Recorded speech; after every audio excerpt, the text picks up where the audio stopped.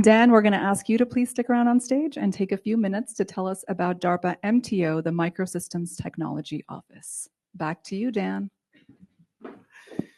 Thank you, and good morning again. I'm going to wait for the slide to come up.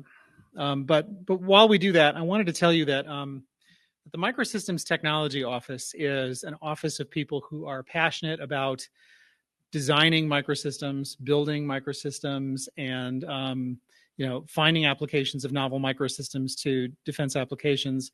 And that I'm a bit of an outlier in that way. Why? So why do they let me hang around and eat their snacks? And the reason is that my own discipline is closer to that of undesign or unmanufacturing, trying to figure out how to use all the insights that are happening in the office to figure out how to do sort of, a bunch of disciplines that together are kind of reverse engineering. And so we treat that as a manufacturing discipline. So here we have a slide that tells us kind of a vignette of what the priorities of the office are today. So we are interested in photonics and quantum and organic. And the reason that we're interested in these is because actually the industrial base is doing a pretty good job with a lot of silicon techniques. And our job is not to reproduce with DARPA's small budget what CHIPS Act can do with a large budget, or with what NVIDIA is incentivized to create organically, a place where we can compete. So part of what I want to say about that, though, is what these areas represent is not what my job is day to day, because my job is to run a portfolio of programs that are different than that. This is an aspirational document. This is who we are looking for to come build this portfolio. And so when you see a tech office that has these priorities, that doesn't mean that we all switch what we're doing, as the department realigns or as the agency realigns. It means the way that we're going to get to that future is by finding the people who are passionate about those things to run that portfolio.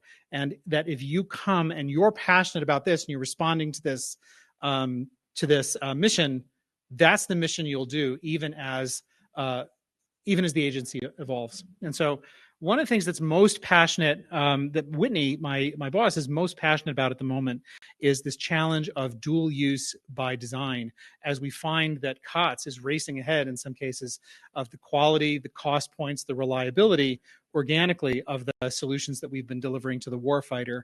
What's a world like, especially in the microsystem domain, where we can preserve an advantage and make sure that we're giving our warfighters the most exquisite materials available rather than less exquisite materials? And how can we bake that in to the technology? So that's something that we're especially eager to hear your thoughts about. We think there's a specific microsystem nexus to that, because it gets harder. It's sort of a counterpoint to the framing insight of the Microsystem Technology Office, which is the Feynman discourse on room at the bottom, right? We're designed to be that room that's the plenty of the room at the bottom, where MEMS can be made and silicon and all the rest of these machines that compute things but also do physical work.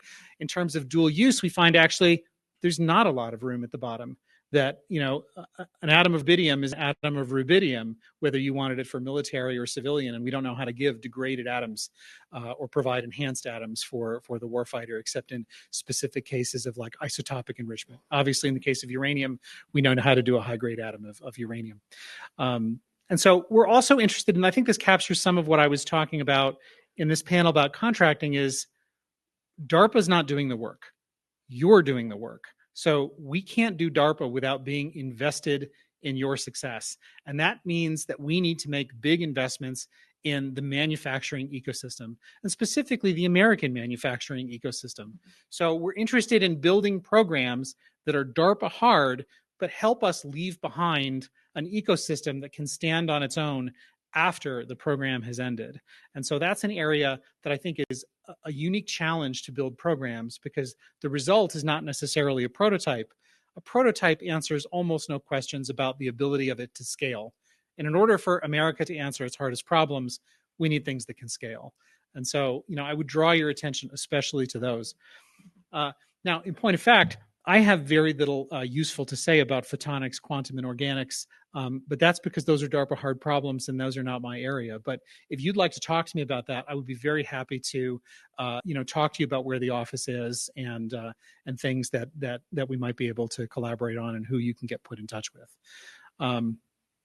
So with that said, I would say that the final thing about the DARPA tech offices, if you think about them, really is rooted in manufacturing, and that DSO is the best office if you want to make exactly zero of something. If you need to know that it's possible without commercializing it, that's a hard problem, and you should go there.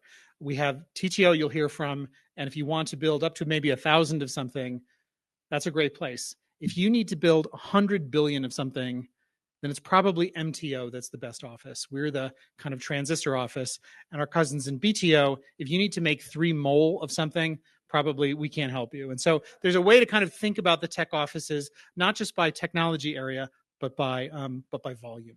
Thanks.